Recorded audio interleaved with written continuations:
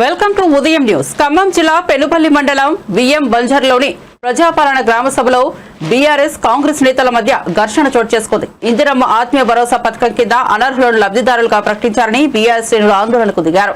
దీనిపై కాంగ్రెస్ నాయకులు మాట్లాడుతుండగా బీఆర్ఎస్ నాయకులు అడ్డు చెప్పారు. అధికారులు సమాధానం ఇవ్వాలి కానీ తప్ప కాంగ్రెస్ పార్టీ నాయకులు కాదని డిమాండ్ చేశారు. దీంతో మాటా పెరిగి ఓ బీఆర్ఎస్ నాయకుడిని కాంగ్రెస్ వర్గీయులు నెట్టివేశారు. అక్కడే ఉన్న మరో బీఆర్ఎస్ నేత కాంగ్రెస్ నాయకుడిపై దాడికి పాల్పడ్డాడు. రంగంలోకి దిగిన పోలీసులు ఇరు వర్గాల వారిని సముదాయించి గ్రామసభను కొనసాగించారు.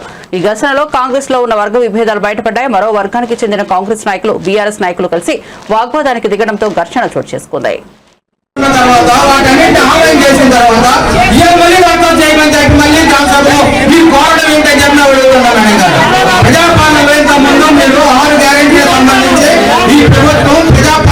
దరఖాస్తులు చేస్తే ఆ దరఖాస్తులు మొత్తం మీరు సేకరించి మొత్తం కూడా ఆన్లైన్ చేశారు.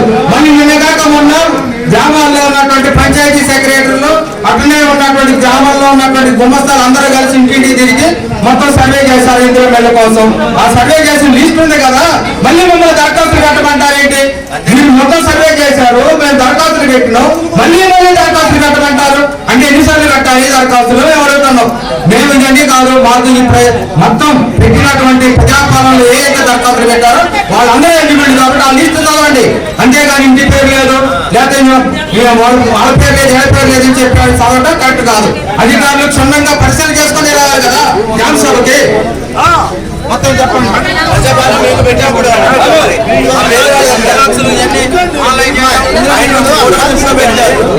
ఆ లిస్ట్ లో ఉన్నాయి మొత్తం వచ్చేటేనమ్మా. ఇంద్రమింట్ పెట్టారు ఇంద్రమింట్లోని